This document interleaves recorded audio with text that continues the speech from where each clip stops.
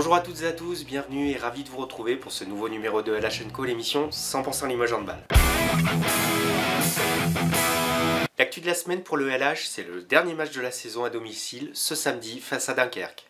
L'heure n'est pas tout à fait au bilan puisqu'il restera encore 2 matchs à jouer pour les Limougeaux après ce rendez-vous face aux nordistes. Mais alors que le sprint est lancé, le président Alain Hombard est notre invité pour faire un premier point sur ce premier exercice en Lidl Star League. Mais l'idée est aussi de se projeter sur la saison prochaine et le recrutement qui s'est conclu dernièrement en beauté avec la signature de Jure Dolenec.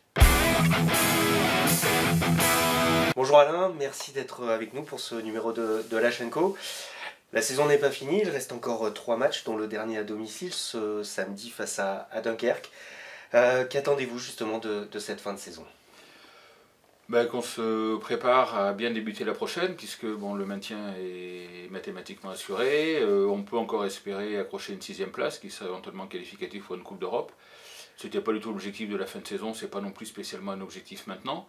Mais en tout cas, essayer de faire bonne figure sur ces 3 derniers matchs. Vous l'avez dit, tout reste indécis au niveau du classement. Il y a cette 6e place qui est en ligne de mire. Est-ce que ça serait trop tôt, éventuellement, d'accrocher une place en Coupe d'Europe ? Je crois. Alors si on y est, on l'assumera, il n'y a pas de difficulté. Par contre, je pense que c'est tôt, parce que si on veut jouer la Coupe d'Europe, il faut quand même un effectif plus dense que si on ne la joue pas. On a vu avec Toulouse cette année, quand on joue la Coupe d'Europe, en championnat c'est quand même très compliqué. C'est un budget supplémentaire, c'est des dates de disposition supplémentaires aussi à Beaublanc, du Palais des Sports. Donc je pense que ce serait prématuré. Votre deuxième partie de saison, elle est beaucoup plus compliquée que la première. Est-ce que c'est regrettable ? Est-ce que cela vous contrarie ? Regrettable, oui, c'est sûr que si on avait fait une deuxième partie de saison comme la première, on serait même en Champions League. Donc voilà, non, faut pas rêver. Il faut bien comprendre que la première partie de saison était tout à fait extraordinaire. C'est pas normal pour un promu d'avoir de tels résultats. Enfin, c'est pas normal, en tout cas, c'est pas habituel. Après, on a gagné des matchs à l'arraché en première partie de saison. On en a perdu 3 d'un but aussi sur les phases retour. La pièce n'est pas tombée du bon côté, ça s'est joué à pas grand-chose quand même. C'est satisfaisant malgré tout. Oui, globalement, si on m'avait dit en début de saison qu'on finirait en milieu de tableau, j'aurais signé tout de suite sans problème. On était quasiment maintenu fin décembre. Donc il y a no stress sur le maintien, donc ça c'était quand même un objectif prioritaire. L'actualité du moment, c'est aussi le recrutement pour la saison prochaine.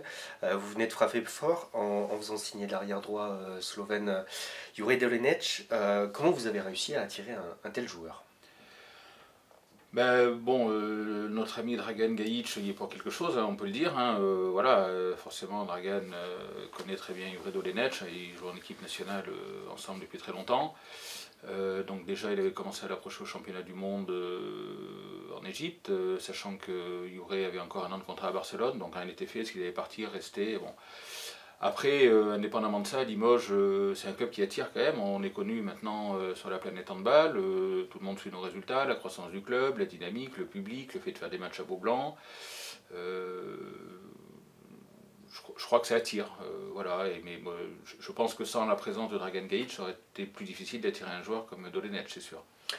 Ça a traîné en longueur sur la fin, cette signature. Est-ce que les négociations ont été compliquées à mener ? Non, pas du tout.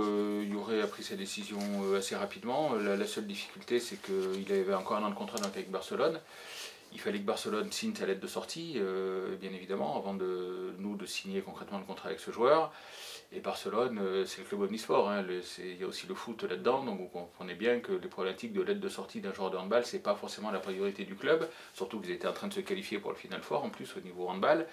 Donc voilà, ça a mis un peu plus de temps que ce qu'on imaginait, on n'a pas pu communiquer aussitôt qu'on voulait, on s'était mis d'accord oralement avec le joueur, mais on ne pouvait pas concrétiser tant qu'on n'avait pas cette lettre de sortie. Un tel joueur, ça a un coût aussi. Est-ce que vous avez dû casser votre tirelire ? Casser la tirelire, non. Le budget du club augmente d'année en année. On aura un joueur de moins professionnel l'année prochaine par rapport à cette année. Donc l'un dans l'autre, on va un petit peu augmenter la masse salariale du club, mais de pas grand-chose. Non, je considère que c'est plus un investissement qu'un coût. Sachant que Jure Dolenec joue le plus souvent arrière droit et que là, pour le coup, vous le recrutez en tant que demi-centre pour remplacer Romain Pernel. Absolument, nous on a plutôt envie de faire jouer ce joueur demi-centre. C'est un challenge aussi qui l'intéresse.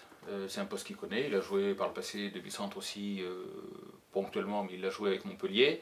Ça l'intéresse de mener le jeu d'une équipe. On a un côté droit qui va être assez fort l'année prochaine avec toujours Mike Brassler et Yoann Kervadec, qui est aussi un jeune très prometteur.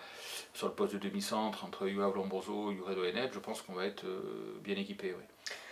Et justement, à ce titre, votre recrutement est-il bouclé ou est-ce que vous souhaitez vous renforcer encore sur un ou deux postes? Non, là, a priori, le recrutement est bouclé. On aura 15 joueurs professionnels, plus un jeune issu du centre de formation, Nathan Pakiom.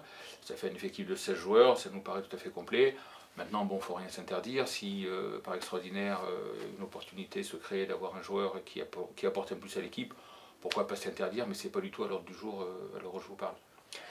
Toujours sur le plan des transferts, il y a une rumeur qui est sortie dernièrement sur des contacts éventuels avec l'entraîneur suédois Lubomir Vranjes. C'est l'actuel entraîneur de la sélection nationale de Slovénie pour remplacer Tariq Ayatou en fin de saison prochaine, donc en 2022. Qu'en est-il exactement? C'est totalement fantaisiste. Je connais Lubomir Vranjes, tout le monde le connaît, c'est un des plus grands entraîneurs au monde, il n'y a pas de doute. Mais on n'a jamais eu de contact, ni d'auprès ni de loin avec cet entraîneur, donc je ne sais pas d'où sort cette information. Peut-être le fait qu'on ait 3 joueurs slovènes dans l'effectif l'année prochaine, un raccourci a été fait. Mais en tout cas, il n'y a jamais eu aucun contact entre le club et cet entraîneur. Jamais. Donc je ne sais pas d'où sort. En fait, je sais par qui ça a été sorti, mais en tout cas, il n'y a aucun fondement dans cette information. D'accord, donc c'est pas une piste envisagée pas du tout. À court ou long terme? Pas du tout. Nous, Tariq Ayatou est encore sous contrat pour la saison prochaine. Il avait 2 missions quand il est arrivé au club. C'était 1, nous faire monter, 2, nous faire maintenir, ce qu'il a fait. Voilà, après on sait que le plus dur commence, il va falloir l'année prochaine conserver ce cap, donc on va voir comment ça se passe l'année prochaine, mais jusqu'à preuve du contraire, Tariq est l'entraîneur du club, on verra ce qui se passe par la suite, mais voilà. Vous avez envisagé éventuellement la suite à la fin de son contrat? Pas du tout, je veux dire, c'est quand même très prématuré, il a encore 1 an de contrat, on verra comment se passe le début de la saison prochaine, on discutera avec lui. Enfin, aujourd'hui, tout laisse à penser que Tariq sera encore l'entraîneur du club si tout se passe bien. D'accord, donc cette rumeur Vranjes n'existe pas? Mais elle n'existe pas du tout, c'est pure invention. D'accord. Un mot au sujet des finances. Cette saison a été particulière, cette saison à huis clos, en grande partie en tout cas. Quel impact elle a sur votre budget, sur vos finances? On a plutôt bien traversé la crise pour 2 raisons principales, enfin on va dire 3. On a fait des économies, comme toute entreprise qui a des difficultés, faut serrer les boulons, donc on les a serrés par un exercice. Deuxièmement, nos partenaires, nos abonnés ont été d'une solidarité sans faille envers le club. On n'a quasiment pas eu de demande de remboursement, ni des abonnés, ni des partenaires, malgré qu'on n'ait pas pu faire toutes les prestations contractuelles. Et puis le 3e point, c'est les aides de l'État. L'État a bien pris la mesure des difficultés du sport professionnel. On est un métier où on nous a demandé de continuer à exercer, mais sans avoir de clients, puisqu'on interdisait le public de venir et de faire des prestations pour les partenaires. Donc l'État a mis en place tout un tas de mesures qui nous a permis de passer cette saison sans trop de difficultés. D'accord. Vous avez malgré tout un petit déficit peut-être éventuellement? Non, non, pas du tout. Non, aucun? D'accord. Vers quel budget l'année prochaine vous pensez vous orienter? On pense qu'on va franchir la barre des 4 millions si on fait le cumul de l'association et de la SAS, donc la partie professionnelle. On devrait passer les 4 millions d'euros. On était à 3,8 millions à peu près cette année. Enfin, hors incidence Covid, on aurait dû être à 3,8 millions. Donc c'est une augmentation de budget de l'ordre, on va dire. On va l'augmenter de 200 ou 300 000 euros sur la saison prochaine. D'accord. Avec quel objectif? L'objectif, c'est toujours de continuer d'essayer de stabiliser le club à ce niveau-là. Donc à l'idéal, essayer d'avoir un milieu de tableau d'Idle Star League. Je pense que si pendant 2-3 ans, on arrive à inscrire le club à ce niveau de jeu en milieu de tableau, ce serait assez exceptionnel. Avant un jour de viser des places européennes, il faut bien avoir des ambitions sportives. Donc pour nous, l'ambition sportive, ce serait un jour d'accrocher les 6 premières places. Mais vous savez qu'on prend notre temps pour faire les choses comme il faut au LH, on n'est pas pressé. Très bien. Mais merci beaucoup Alain d'avoir été l'invité de ce LHNCO. Et on n'oublie pas qu'il reste encore 3 matchs à jouer, qu'il y a une fin de saison à réussir pour le LH. Merci beaucoup Alain. Merci.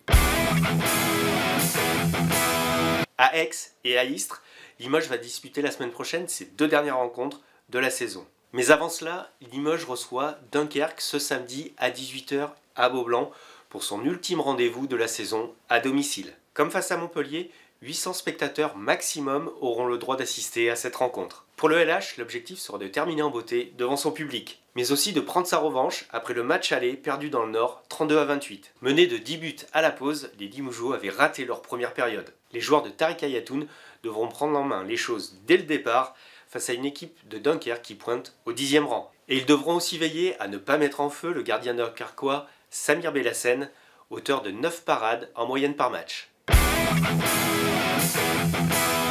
Voilà, LH & Co, c'est fini pour cette semaine. On vous donne rendez-vous ce samedi à 18 h pour suivre en direct sur lepopulaire.fr la rencontre entre Limoges et Dunkerque. Et on vous dit à très vite pour un nouveau numéro.